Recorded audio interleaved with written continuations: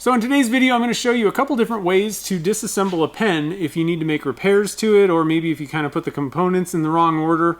There's lots of different reasons why you might need to take apart a pen. And so, especially for some of the newbies out there, I think that a couple different ways to do it might be a little bit helpful. So let's get started.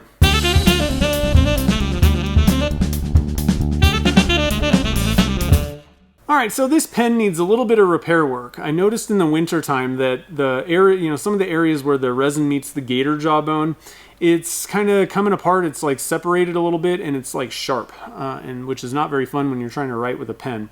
So I'm going to take it all apart. I'm going to put it on the lathe and sand it up and then put a CA finish on. So what do we need to do? We need to take this thing apart. I got a couple different ways of doing this. Now I've been doing it one way for many, many years, ever since I kind of got into pen making. I never really had any kind of elaborate setup. I would use a hammer and a punch and I would knock the pieces out. And realistically that works fine, especially if that's all you have on hand and you don't really want to buy any different kind of equipment, then it'll work. But hitting things, you run the risk of damaging some of the components, which had happened a couple times. It wasn't that often that it happened to me, but it happens, right? Now, on the other hand, I just picked this up because I've been doing this for many years, and I just recently found a different way of doing this that actually kind of worked. Actually, there was one other way that used like a vice grip thing, but I ended up, the first one that I tried, it smashed the barrel, like cracked the pen. So I don't really recommend that method of doing it. I just don't think it's a good way to go. But I found this, and a lot of people, it was actually in the comments of, I did a video where I was showing how to use the drill press as a pen press to put the components together. And somebody mentioned this where it's basically a disassembly tool and an assembly tool. So there's lots of pen presses on the market. I never bought one because I thought they were kind of overpriced and stupid. I don't love horizontal, pen pressing that much. I'd rather do it vertically. It just, gravity's working with you is kind of in my head, that just seems to make more sense, and it does kind of work a little bit better typically. But somebody mentioned this and I wanted to look at it, and Turner's Warehouse had them, so I thought I'd pick it up, and I'm actually very happy with this. I have used and seen other pen presses on the market, so if you're going to use this as a pen press, it's actually a much better pen press than most of the kind of junky ones that are out there anyway. But it also works as disassembly, so you can use kind of a little bit more elaborate setup or just kind of bang it out. So first things first, what I need to do is take apart this pen. So I'm going to take off all the components that I can first. Alright, so now we have just components on the pieces that would need to be pressed or kind of hammered apart. So I'm going to bring the camera in. First thing, we're going to take apart the front end using the hammer and punches method. So I'm going to get a good camera angle so you can kind of see what I'm doing, show you how I do it, and we'll knock apart the front end. Now I just remembered I actually need to keep this nib section on because we need something that the punch will engage with. So we're going to put this back on this one. And then second off, what you need to do is get yourself a punch set, and we're going to find a punch that fits in here, and obviously it's not going to fit through the nib section. So looking at this, that one fits perfect. So we got our punch, and that's just going to, like I said, use the nib section to kind of hold the punch, but that's going to apply force, pushing the components that were pressed in out, while keeping the actual blank itself held in place. And the way that I would do this, I would just use one of my gloves. It's same gloves that I use for resin casting. That way you can get a pretty good grip on your blank, and you want to be able to hold the blank, but you don't want to be holding the components that you're trying to push out, right? You want to just kind of hold on to the blank. And then we're going to grab a hammer. You can grab whatever kind of hammer, but this is a really good use for the brass mallet hammers. It's a lot of mass, but it's not going to damage your punches. So I've actually kind of mushroomed a lot of my punches by smacking them with a hammer. So now here's the issue. You want to grab something that's kind of nice, like a t-shirt or something, because once this goes, it's going to shoot it out. So I got a little landing pad for my nib, and then we're just going to tap. And you got to give it a little bit of beating, but there we go, we got it. All right, so not a big deal, but I'm hammering on these components, right? It's you could damage components. Now that we got that out, we need to get a bigger punch that'll fit into this hole and won't go through that one. And you're better off getting one that fits, you know, quite well in there. You don't really want it rattling around. Went the wrong way. There we go. And again, I'm just going to hold this, but not hold on to the component that I'm trying to get out. There we go. So it's pretty easy with a glove. You know, there's not a lot going on here. It's not a big deal. But, you know, you're hammering on these components and, you know, you could damage them a little bit. So now that we got that apart, let's go ahead and take apart the other section. And this time we're going to use, let me make sure that I'm not losing all my components here. Get them out of there. Next time we're going to use our actual press, which, you know, using just leverage, I just think that you're less likely to damage the components, but it basically works in exactly the same way. So let me just kind of show you a couple of little parts to this. The way this thing works, there's this little shuttle thing that's adjustable, and your pen is going to fit in there. So I need to loosen this up first. Let's get this thing out of the way. So basically your pen part is going to fit inside of this little trolley. All right, but obviously you don't want to be clamping down on it with, you know, metal. So they supply you with this rubber hose, which I need to cut some of this off, but you basically stick your part in the rubber hose and then stick this into the trolley, and it holds it in place pretty well. You don't want to, you know, over tighten it because you can smash or crack your blank, but it works quite well. So first things first, let me cut off just a little slice of this because we don't need this. They give you this whole tube, which is great, but you really only need a small part of it. So let me grab some scissors real quick. Big scissors. And I'm just gonna cut a little chunk off of there. Now we got something that's a little bit more manageable, right? So let me get the camera in so I can show you how I'm hooking this all up. All right, so in this case, what we're gonna do is, this is a bigger hole, so we wanna find a punch that'll fit in this side, and then this side won't, you know, it'll be blocked by that one. So this is too big. You know what I'm gonna do? Just to make sure that I'm using the right components, I'm going to actually put this section back on, and we're going to find one that fits all the way down into there. There we go. All right, so now we're going to use the sleeve. And let me get my punch out of the way. So you want to adjust this so that the sleeve and the blank fit in this. It's a little bit kind of finagly, but there we go. Almost there. It's a pretty interesting little setup. Alright, so let me... Just having a little trouble getting the... There we go. Get the rubber thing in there and everything. Alright, so you want to have a little bit on each side. This thing... tighten down. Like, again, you don't want to over tighten this. You just want to, you know, get it snug to where it's not going to move. We're good there. All right, now what I like about this and you can imagine for assembly, to assemble, all you do is instead of put your blank in there, you put this piece, which is kind of spring loaded, and so you put your component in there and then press it using this ram. But you can see it's much easier than most of the pen presses because it's got a very simple adjustment. A lot of them you got to add little pieces in between to get the right adjustment, and it's just kind of clunky. I never really liked the normal ones.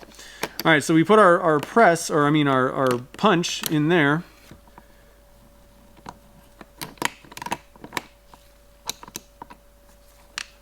And then much easier. See how easy that came out? I barely even put any pressure on it. It just, don't think you're going to damage as many blanks doing it this way. So now, all we do is we flip it around, find the right tool. This thing's a little bit silly with these sleeves when you're trying to get them loaded, but no big deal. This one's a little bit tighter than the other one was. There we go. So that was a little bit clunkier, but that might have been just kind of a pretty tight one. Sometimes those parts are a little bit tighter. And let's just make sure that we have no damage or anything. Looks good. All right, so there you have it. Two different ways of doing this. And again, I will say that, you know, using the hammer and just a rubber glove and a punch, that works fine, especially if you're the type of person that doesn't really disassemble pens that much, but you might need it here and there. This is a good way to go, and I really haven't, you know, damaged that many pens. I haven't taken that many apart really, but it's not that bad. It just kind of looks worse than it is. However, if you're, you know, somebody that's already in the market, you're looking and you want to buy a pen press, why wouldn't you buy the one that also does disassembly really well? Or if you're somebody, like if you need to take apart a really expensive pen kit, I don't know that I would just beat it to death. I think that leverage is a little bit better way to go. But, you know, either way, I'll link to all the stuff that I use. I really think that this kit, the brass hammer, is a really good way to go. I wish I would have had this many years ago, because I've actually mushroomed the ends of these things, hitting them with a hammer, disassembling pens. And so that's what the brass does. The brass is softer, but you have that mass to, you know, actually put some force into this. So I'll link to this kit down below. This is a stainless bottle stoppers kit.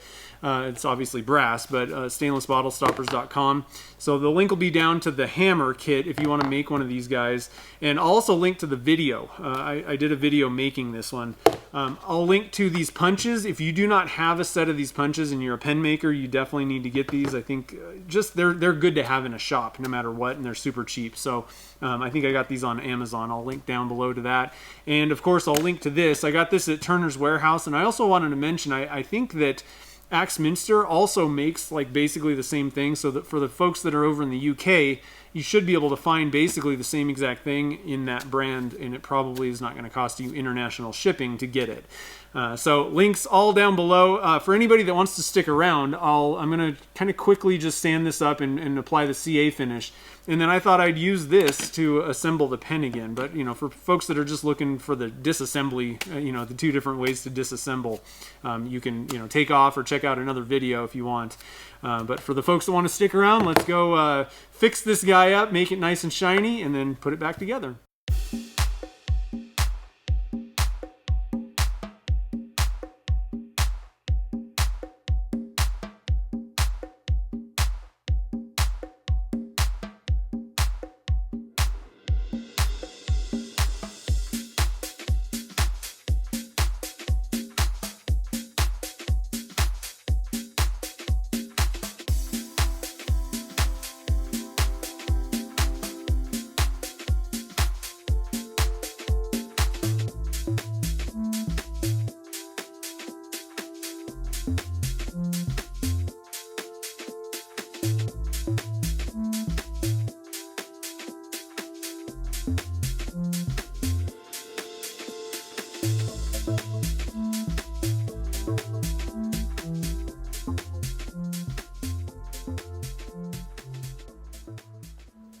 All right, so we're back in business. We got everything looking good, and actually it looks better than it originally did. You know, when you're turning something that has resin as well as like something like bone or even wood, you know, when you just buff them up, the wood, or in this case the bone, is just not really going to get the same gloss level as you know, the resin is going to get after buffing and polishing.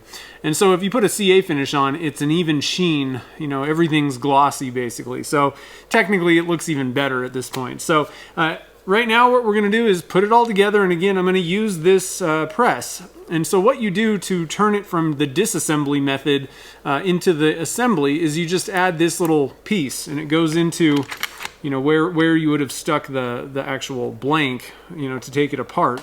And it's like spring loaded, kind of a nice, you know, nice setup basically. Just lock it down in there,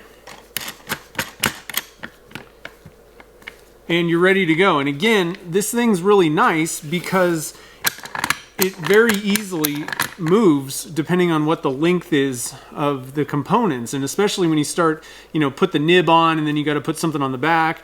All of those things kind of make you adjust the actual throw, or the distance between the piston, you know, whatever you're using to push it on, and the kind of bumper.